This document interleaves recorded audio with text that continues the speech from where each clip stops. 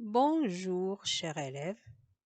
Nous y voilà dans une autre leçon qui a comme titre les figures de style. Elle est conçue pour les élèves de tronc commun et de la première année baccalauréat. Alors, si vous êtes intéressés, restez avec moi jusqu'à la fin de la vidéo.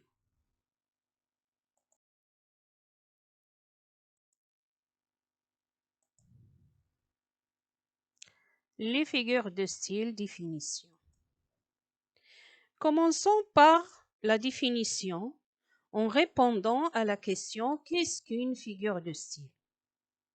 La figure de style est un procédé qui consiste à exprimer une idée et à l'enrichir d'une façon à lui donner plus de beauté afin d'attirer l'attention du lecteur. Les figures de style ont des objectifs différents. Pour cela, ils sont classés en groupes. Groupe 1, les figures de répétition ou d'insistance. 2, les figures d'amplification ou bien d'atténuation. 3, les figures d'opposition. 4, les figures de substitution. Et 5, les figures d'équivalence. Aujourd'hui, on va commencer par traiter le premier groupe qui a comme titre les figures de répétition ou bien d'insistance. Dans cette vidéo, on va parler des figures de répétition ou d'insistance.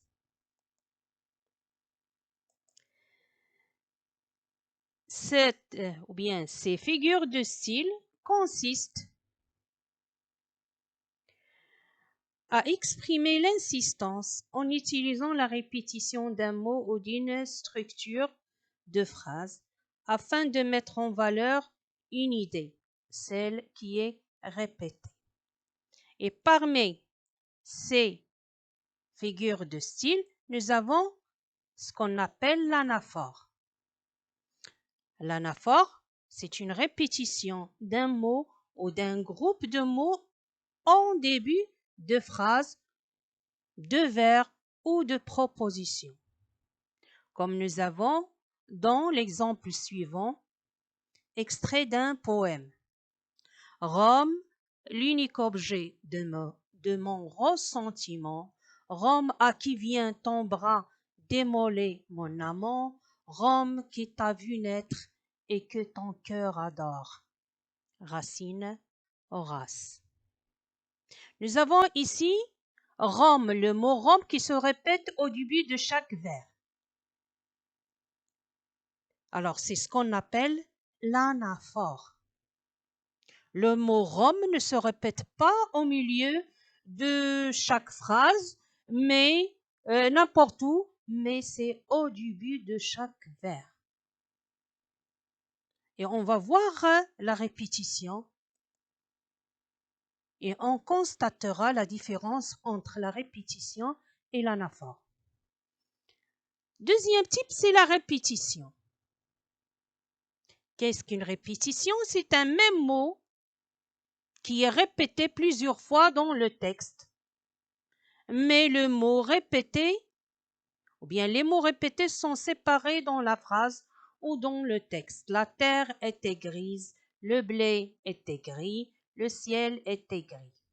Comme exemple, nous avons ici le mot gris n'est pas répété au début de la phrase ou bien de la proposition, mais il est répété à la fin de chaque proposition et il peut changer de place au début de la proposition et dans l'autre à la fin de la proposition et dans la troisième peut être aussi n'importe où, même au milieu de la proposition.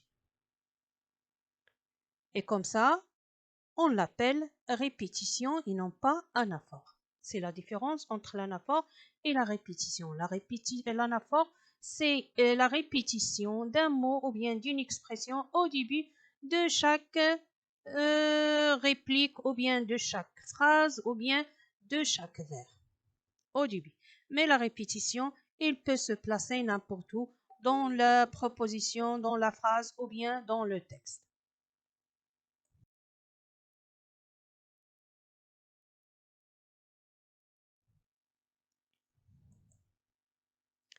Le parallélisme consiste à reprendre la même construction de phrase ou le même rythme en deux endroits d'un énoncé. Exemple, j'ai tendresse pour toi, j'ai passion pour lui. Alors nous avons ici un parallélisme.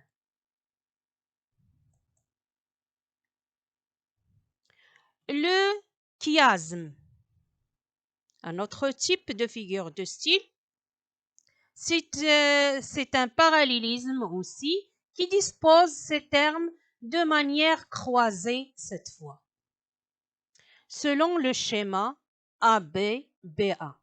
Exemple, ce n'est pas l'État qui appartient au prince, c'est le prince qui appartient à l'État.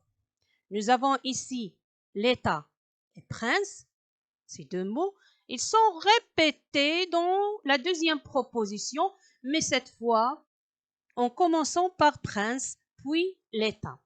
Alors nous avons ce n'est pas l'État qui appartient au prince. Nous avons l'État ici A et prince B. Dans la deuxième proposition, c'est le prince qui appartient à l'État. Nous avons commencé par B, qui est prince, puis l'État qui est A. Nous avons A, B, B, A.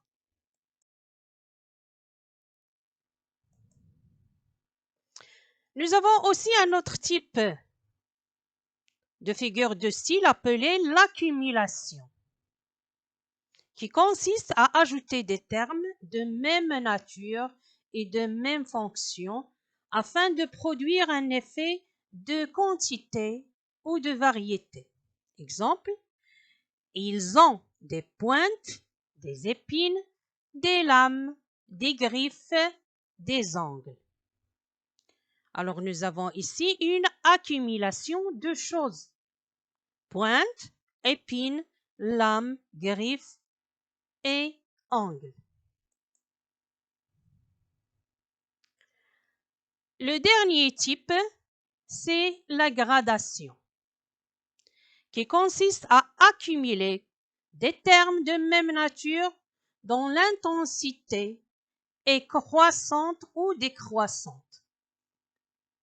Exemple, je me meurs, je suis mort, je suis enterré. C'est un extrait de paroles de Molière. Nous avons ici une gradation ascendante ou bien croissante. Pourquoi? Parce que on a dans la phrase je meurs, ça veut dire je suis en train de mourir. Ensuite, je suis mort, ça y est. Et à la fin, je suis enterré. Alors, il y a une gradation d'action, une suite. Meurs, mort, je me meurs. Ça veut dire je suis en train de mourir, je ne suis pas encore mort. Ensuite, je suis mort, ça y est. Et à la fin, je suis enterré. Ce sont des actions qui se suivent. Alors, il y a une gradation croissante. Dans le deuxième exemple, Madame de Cambremer serait ravie, heureuse, contente. Alors, nous avons ici ravie à plus de degrés que heureuse. Heureuse à plus de degrés que contente. Alors, nous avons ici une gradation descendante ou bien décroissante. Ça veut dire du haut en bas. Le degré de l'adjectif est en train de descendre et non pas de monter. Alors, ravie, heureuse, contente. Alors, de la plus forte jusqu'à la plus faible. Contente est plus faible que heureuse. Heureuse est plus faible que ravie.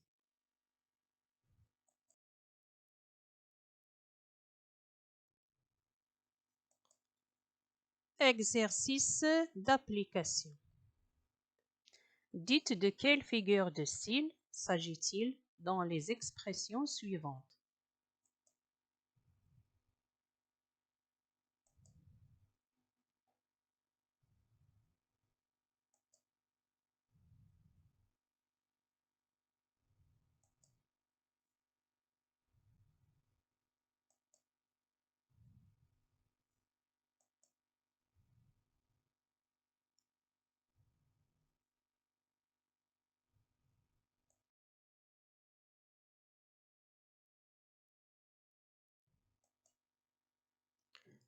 Correction. Dites de quelle figure de style s'agit-il dans les expressions suivantes.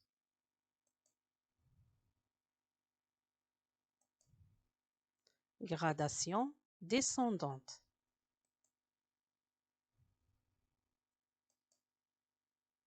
Chiasme.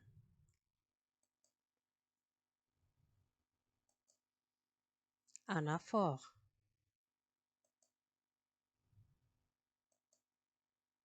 Répétition.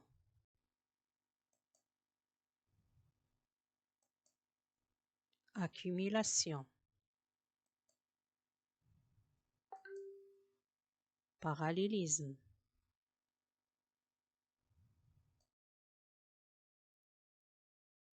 Merci pour votre attention. Au revoir dans une autre leçon qui aura comme titre les figures d'amplification, d'atténuation.